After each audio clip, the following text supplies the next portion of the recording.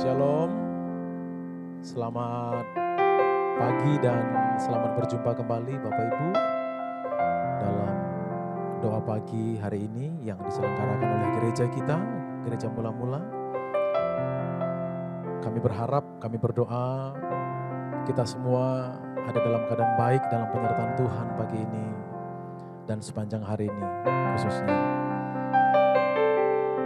Bapak Ibu Saudara, mari kita kembali menaikkan pujian, pengagungan, syukur kita kepada Tuhan yang tetap setia mengasihi kita. Mari ambil posisimu yang terbaik untuk menghadap Tuhan. Kita bersatu dalam doa Bapak Ibu Saudara. Tuhan Yesus, Tuhan yang mulia, satu-satunya Tuhan yang benar. Terima kasih untuk kasih setiamu dalam hidup kami. Terima kasih untuk pertolongan Tuhan. Terima kasih untuk segala kebaikan Tuhan dalam hidup kami. Jikalau pagi ini kami masih ada sebagaimana kami ada, kami mempercayai dan meyakini ini adalah anugerah Tuhan. Terima kasih ya Tuhan Yesus. Kembali pagi ini kami datang kepada Tuhan, mau menaikkan pujian syukur kami, menyatakan kemuliaan bagi Tuhan. Terima kasih untuk kasih setiamu. Berkarya Tuhan, garap terus kami dalam hadirat-Mu, dalam kebenaran. Ini kami, ini pujian kami. Bagi Tuhan saja, haleluya. Amin.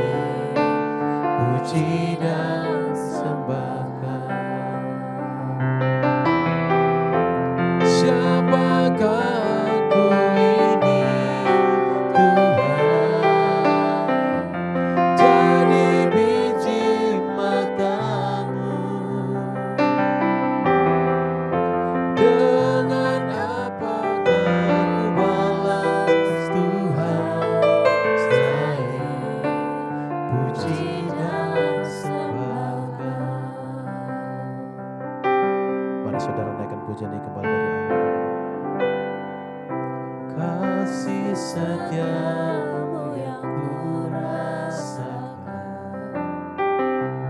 lebih tinggi dari langit biru.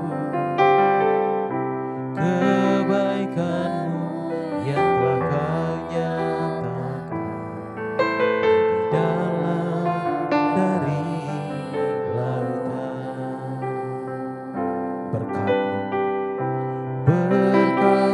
yang telah ku terima, sempat membuatku terpesona. Apa yang tak pernah kupikirkan, itu yang Kau sediakan bagiku. Siapakah aku ini, Tuhan? Jadi biji mata-Mu. Dengan apakah ku balas Tuhan selain puji dan siapakah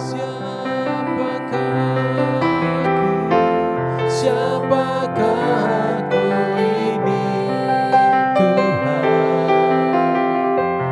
Jadi biji mata-Mu. Dengan apakah ku balas Tuhan selain puji dan sembahkan, selain puji dan sembahkan,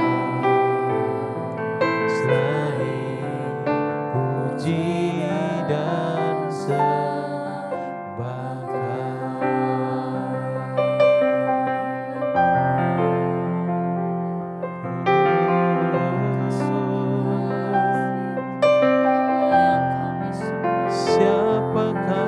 kami sehingga jadi biji mata-Mu, jadi kekasih hati-Mu, Tuhan. Kau jadikan berharga, Kau jadikan kami mulia. Terima kasih, terima kasih Tuhan. Terima kasih Tuhan.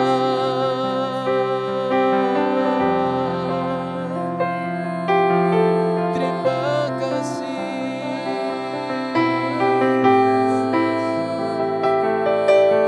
Sukacita dalam hidup ini mengasihi Tuhan. Mari Bapak Ibu Saudara, di tempatmu masing-masing, latih dirimu untuk menyembah Tuhan.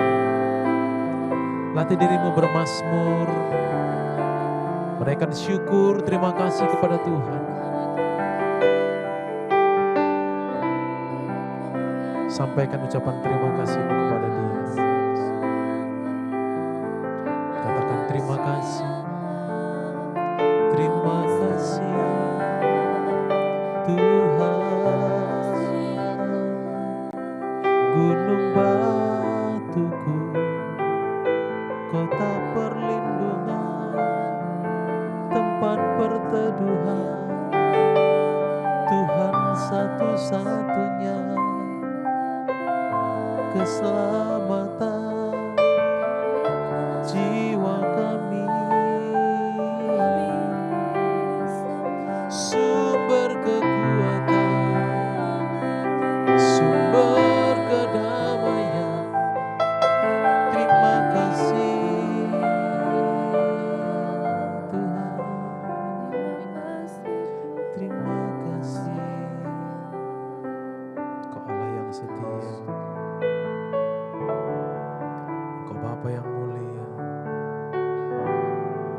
Terus nyatakan kemuliaan-Mu ya Tuhan di tengah-tengah kami.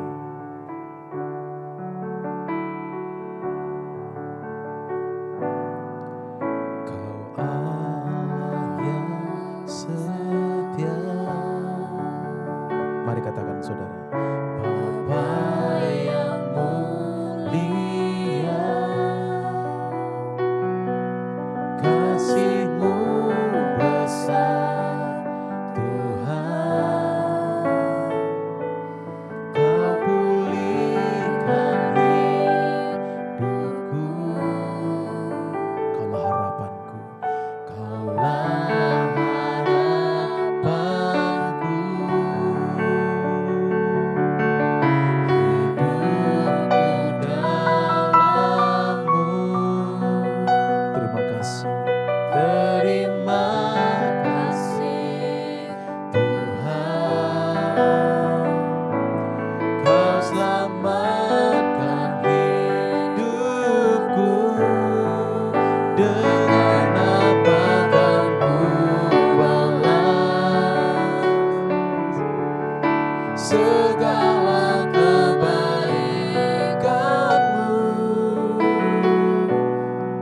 Segenap hatiku menyembah-Mu Yesus. Ku bersyukur padamu. Dengan apa kan ku balas segala kebaikan-Mu. Segenap hatiku menyembah-Mu Yesus. Ku bersyukur padamu. Dengan apa kan ku balas segala kebaikan-Mu. Segenap hatiku menyembah-Mu Yesus. Ku bersyukur padamu. Dengan apa kan ku balas segala kebaikan-Mu. Segenap hatiku menyembah-Mu Yesus. Ku bersyukur dengan apa kan ku balas segala kebaikan-Mu. Segenap hatiku menyembah-Mu Yesus. Ku bersyukur padamu. Dengan apa kan ku balas segala kebaikan-Mu. Segenap hatiku menyembah-Mu Yesus. Ku bersyukur Katakan segenap hatiku. Segenap hatiku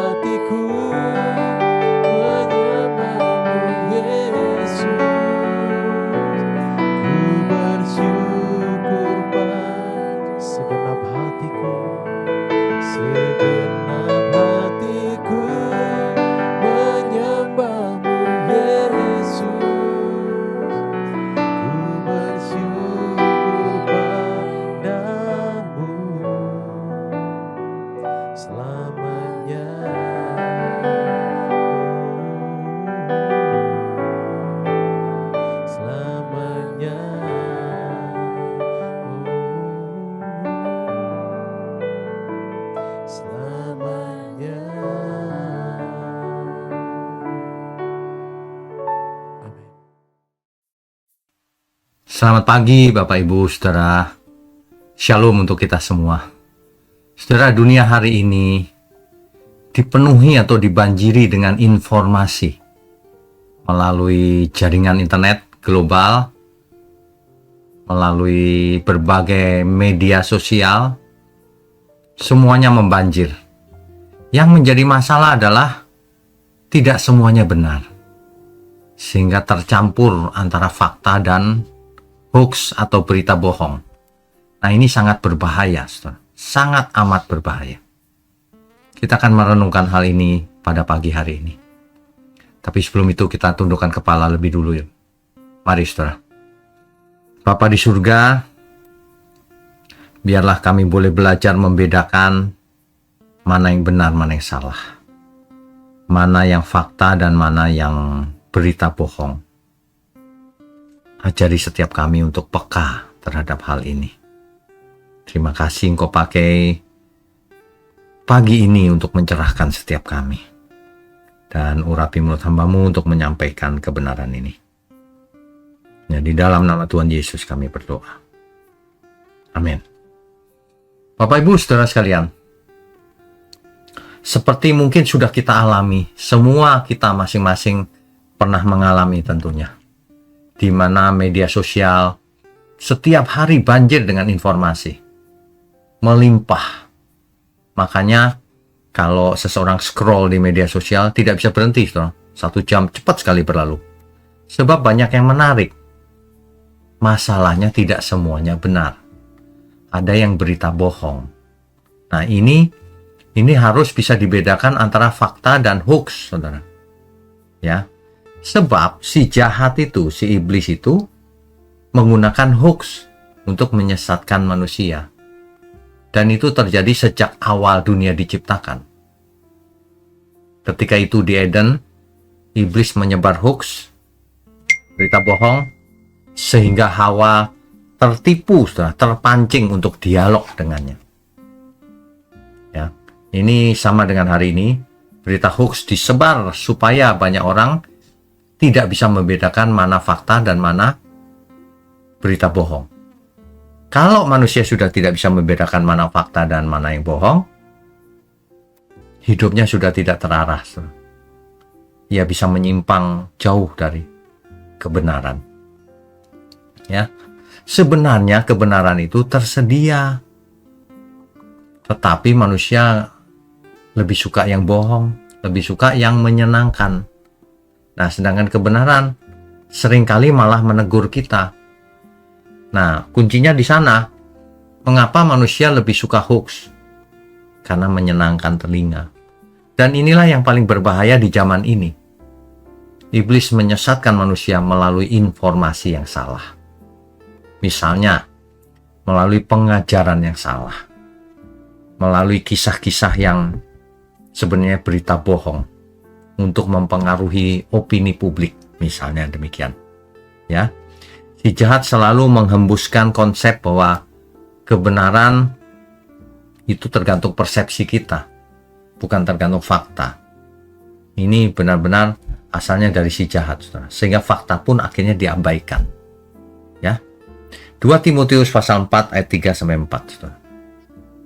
Mereka akan mengumpulkan guru-guru menurut kehendaknya.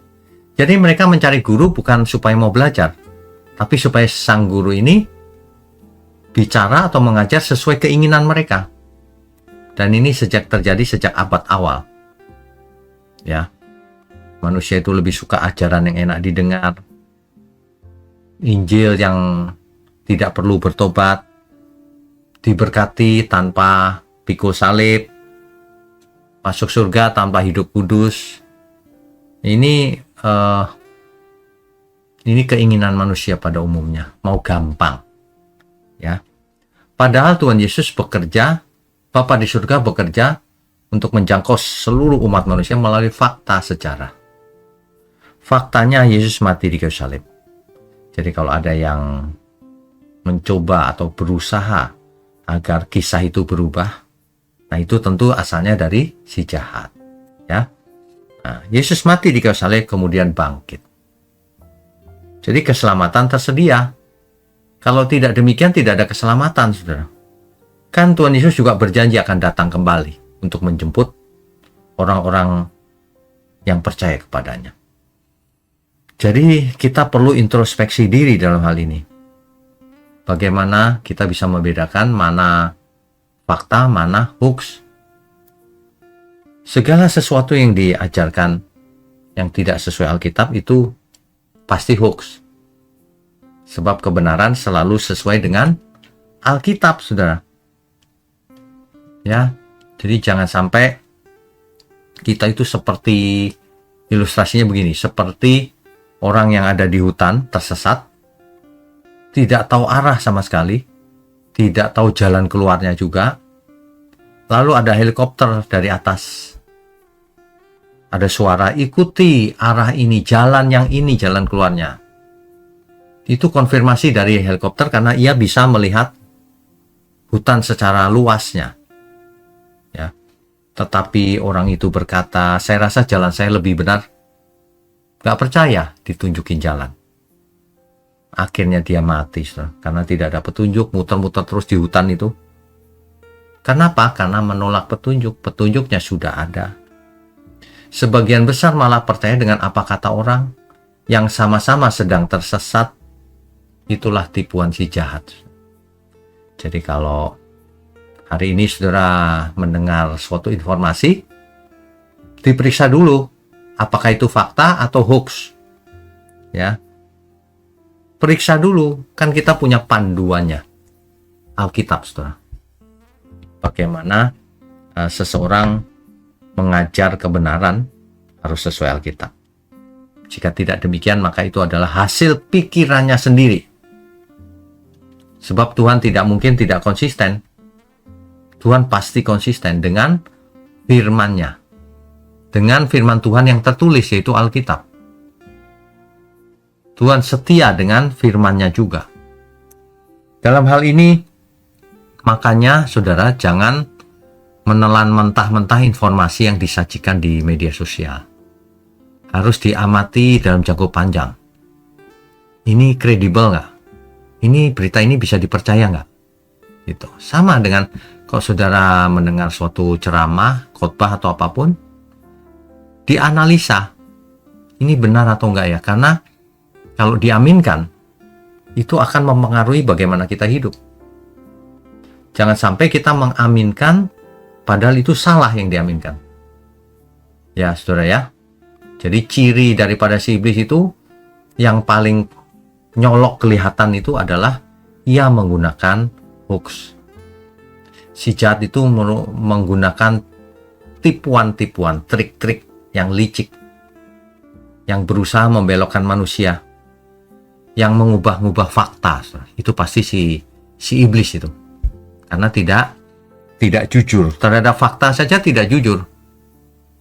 Jadi bagaimana mau benar kalau fakta saja tidak jujur? Ya, termasuk diri kita sendiri. Kita harus setia pada kebenaran firman Tuhan. Bukan asal enak didengar. Mulai hari ini, saudara, biarlah pagi ini kita semua diingatkan, jangan buang-buang waktu mendengar yang tidak benar. Jangan buang-buang waktu menyesatkan pikiran dari ajaran-ajaran yang salah. Kita harus melihat fakta sejarah. Tuhan Yesuslah juru selamat sejati itu. Kita harus hidup seturut dengan kehendaknya. Barulah itu namanya selamat. Jika tidak akan selamat. Sebab tidak ada keselamatan di luar Kristus. Ya. Nah, itulah bedanya Bapa kebenaran dan Bapa pembohong. Bapa pembohong ini iblis. Sekarang terserah kita. Mau berhati-hati nggak? Kalau orang sembrono ya, iblis dengan gampang menjatuhkan. Dilempar hoax, dia aminkan. Saudara, bedakan fakta dengan hoax. Mari kita tundukkan kepala. Bapa di surga, terima kasih untuk pagi hari ini. Kami semua diberkati. Kami semua diajar untuk memiliki kepekaan, membedakan fakta dan hoax. Terima kasih Tuhan untuk gerejamu di tempat ini, Gereja Mula-Mula GMM. Tuhan yang berkati, Tuhan yang arahkan, Tuhan yang pimpin, dan Tuhan yang melindungi.